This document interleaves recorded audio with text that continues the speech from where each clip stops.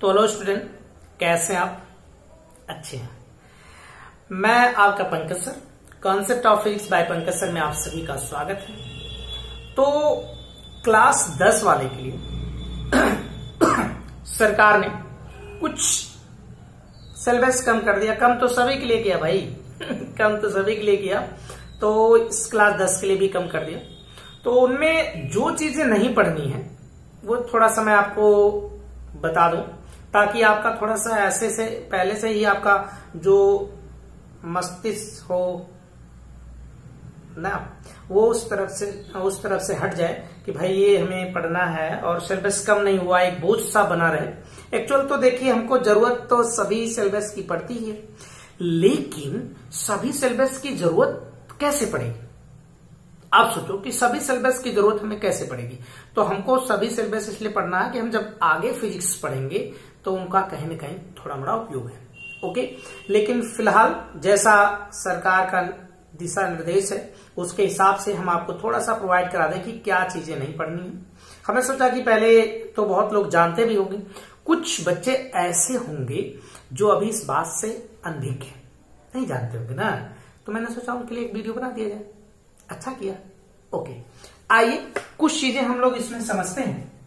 हमने देखे सिलेबस 2020 और 21 का लिखा फिजिक्स के लिए क्या नहीं पढ़ना है, ये सोचना है।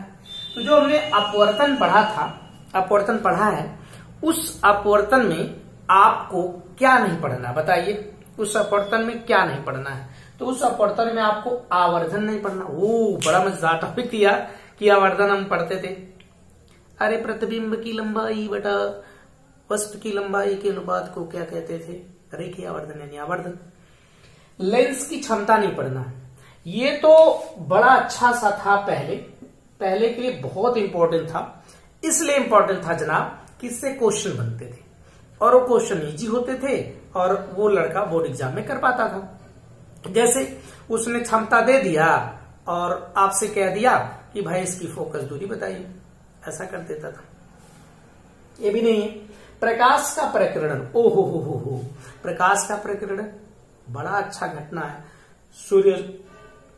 सूर्योदय और सूर्यास्त के समय लाल क्यों दिखाई देता है? ओके, ये सब किसके अंतर्गत? प्रकीर्णन के अंतर्गत।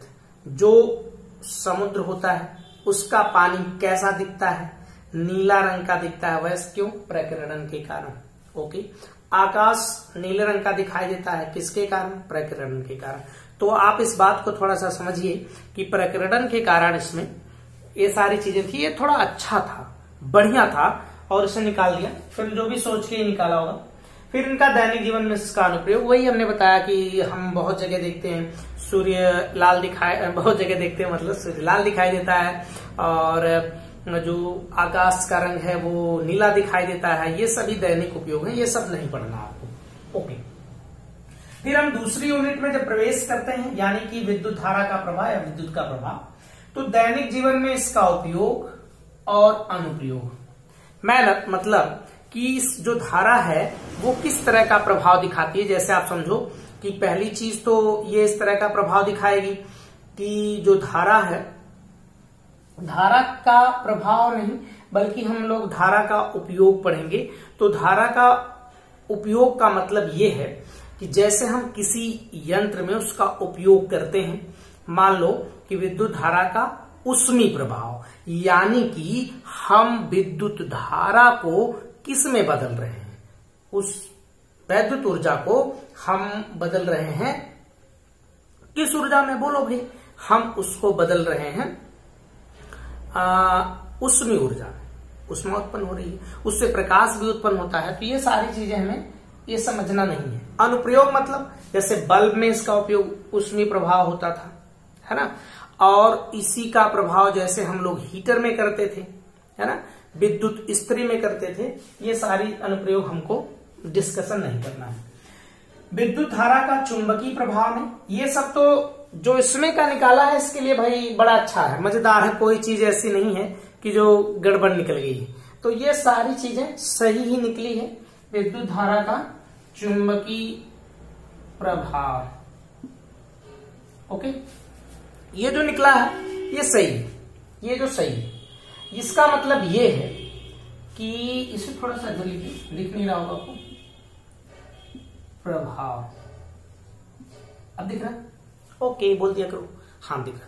तो यहां पर इसका हम लोग इसे, ये जो निकाला गया ये सही है यार, इसको तो ऐसे भी निकाला, कोई कौन इसे समझता है। दिष्ट धारा की तुलना में आपको बताना है कि जो प्रत्यावर्ती धारा होती है वो कितनी अच्छी है, कितनी खराब है, ये सारी चीजें। तो ये निकल गया, कोई बात नहीं। घरेलू परिपथ थोड़ा बहुत हम लोग जानते थे कि बल्ब को कैसे लगाएंगे, समांतर क्रम में लगाएंगे या श्रेणी क्रम में लगाएंगे, है ना, ये सारी चीजें हम इसमें सीखते थे। तो ये सारी चीजें निकल गई। तो हमने आज सीखा कि क्या चीज हमें नहीं पढ़नी है, वो इस पे आपको दिखाई दे रहा, राइट। तो ये चीजें हमें नहीं पढ़नी है। ओके, नेक्स्ट हम लोग अपना कंटिन्यू लेक्चर करेंगे। So thank you.